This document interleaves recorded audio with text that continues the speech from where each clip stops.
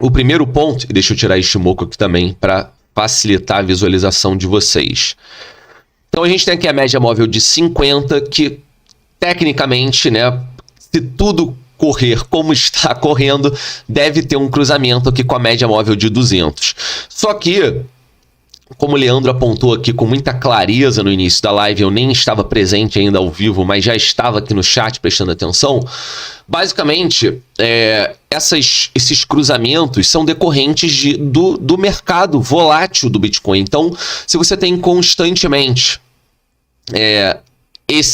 essas movimentações aqui, tá? De topo, fundo, né? A gente não sabe ainda se esse é o fundo local, mas a nossa expectativa é que seja algo em torno de 40 mil dólares. A gente não acha, né? O Rodrigo já falou isso na última live, eu vou repetir aqui. Na nossa percepção como um todo, né? Como Liga Cripto, a gente não acha... Peraí. Foi mal, achei que só me certificar que o som ainda estava saindo normal. A gente não acha que a gente está entrando num bear market. Obviamente, essas opiniões elas não são sustentadas apenas por achismos, e sim por métricas on-chain, por inúmeras questões fora, né, a ação de preço, né, do Bitcoin. A gente tem formas hoje de analisar o mercado independente da variação de preço do Bitcoin, e é por isso que a gente acha, né, óbvio, eu tô falando de maneira generalista, a gente traz esses porquês, esses indicativos e enfim, análises diariamente aqui no canal, seja por meio de notícias, seja por meio de análise on-chain, por análise gráfica, ou análise de tendência, como eu faço também.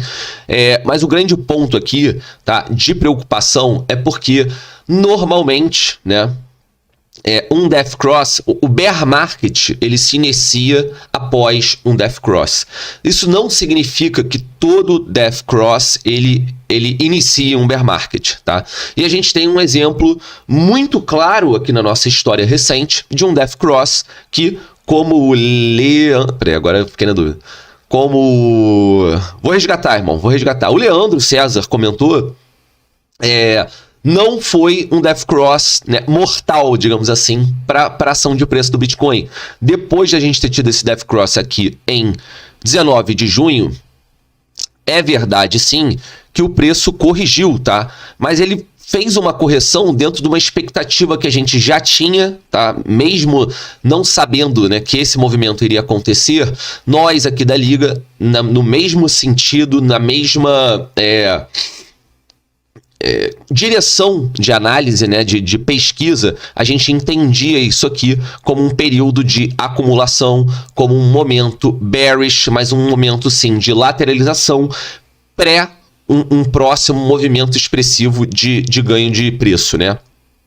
E aqui o que eu posso encontrar, né, fora outras inúmeras confluências e coincidências que a gente tem, né?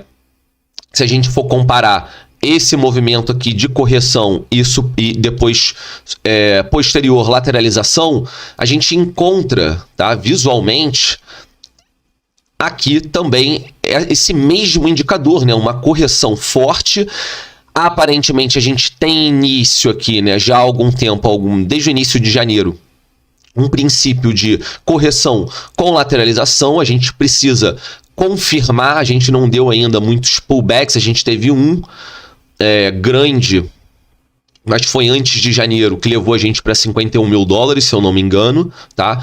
Mas a grande questão aqui é porque eu vejo muito mais semelhança desse Death Cross com o Death Cross que a gente teve aqui nessa correção de maio e junho, do que propriamente um Death Cross, que aí sim seria uma preocupação, de meados aqui, vamos botar aqui no nosso último pico, né, de Bull Run. Vocês podem ver aqui que a gente teve em 2017 para 2018 uma grande pernada de valorização, ou seja, um grande movimento que Posteriormente, depois de ter acontecido, né, esse Death Cross, ou seja, média móvel de 50 passando para baixo da média móvel de 200, o que indica no curto prazo ali, curto médio prazo, uma perda de força. Peraí.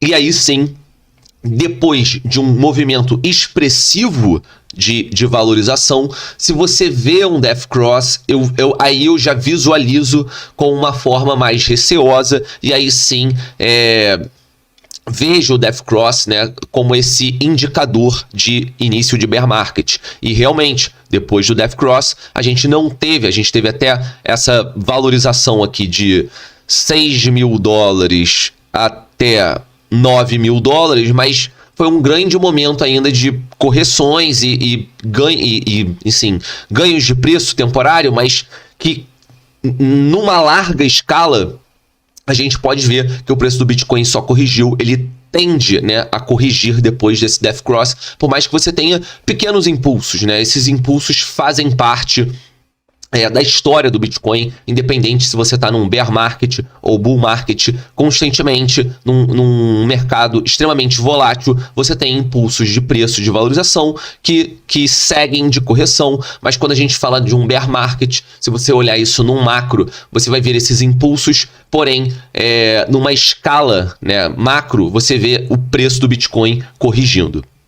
Então, eu já antecipo logo no início da live, aproveitando aqui a deixa do Leandro, também no início da live, antes mesmo de eu ter iniciado, mas eu achei boa a mensagem porque traduziu de fato o que eu gostaria de trazer aqui, que de fato esse Death Cross para mim não é um Death Cross mortal, digamos assim, vou ter essa licença poética para tratar dessa forma, e sim é um Death Cross que para mim, vai dar início aqui a uma fase de lateralização.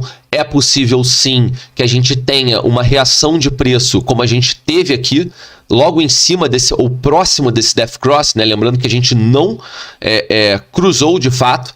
Então, pode ser que a gente tenha essa valorização pré-Death Cross, possivelmente uma nova correção. Lembrando que a gente ainda segue numa macro tendência de correção. Eu consegui pescar aqui no curtíssimo prazo um cruzamento TK, e aí eu vou tirar que o Death Cross não tem mais necessidade, era só para ilustrar, esse é um pensamento bem rápido, mas aqui no gráfico de 1 hora, se a gente for ver, a gente tem assim um canal ascendente aqui se formando, a ação de preço está caminhando dentro desse canal, lembrando que é um canal dentro de 1 hora, tá? Então pode ser um princípio, tá, de início de reversão de tendência no curto prazo. Se a gente for chegar aqui no gráfico de 4 horas, a gente consegue visualizar também esse canal de subida, mas o ponto que eu queria chamar a atenção é o que precedeu, tá, essa valorização, que foi um cruzamento TK aqui no gráfico de 1 hora, ou seja,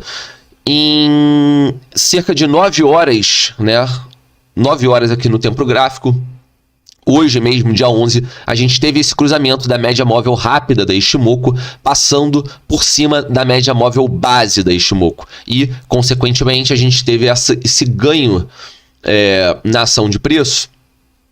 Deixa eu buscar aqui a ferramenta, 2 segundos. Posterior aqui, não vou pegar nem o ponto mais embaixo aqui, né? Porque, como eu digo muitas das vezes, você tem o cruzamento TK e o ganho de preço ele não se evidencia imediatamente. Mas você pode esperar, na maioria das vezes, os cruzamentos TK que se confirmam, você vai ter uma reação de preço. Porque na Ishimoku, né, o que eu gosto mais aqui de análise de tendência, e só reforçando, né, não trabalho muito no gráfico de 1 hora, 4 horas, eu costumo analisar a partir do diário, mas como no diário tá muito, né, parado o gráfico, a gente tá nessa faixa aí entre 40 e 50 mil dólares, botando um range maior, visto que eu não tô preocupado com pequenas oscilações de preço, mas já tá um tempo, né, meio água de salsicha, digamos assim, o Igor usa muito essa expressão quando a gente conversa, e de fato a gente tenta buscar algum princípio de reversão em tempos menores. Então aqui no gráfico de 1 hora a gente tem essa confirmação do cruzamento TK, a gente pode ver que o preço começa a caminhar dentro desse canal aqui e aparentemente, né, se a gente lateralizar dentro dessa faixa de ação de preço, já será algo positivo no sentido de que no gráfico de 1 hora, a barra de velas, né, o gráfico de velas, o gráfico de barras, na verdade, estará fora da nuvem de Shimoku em 1 hora.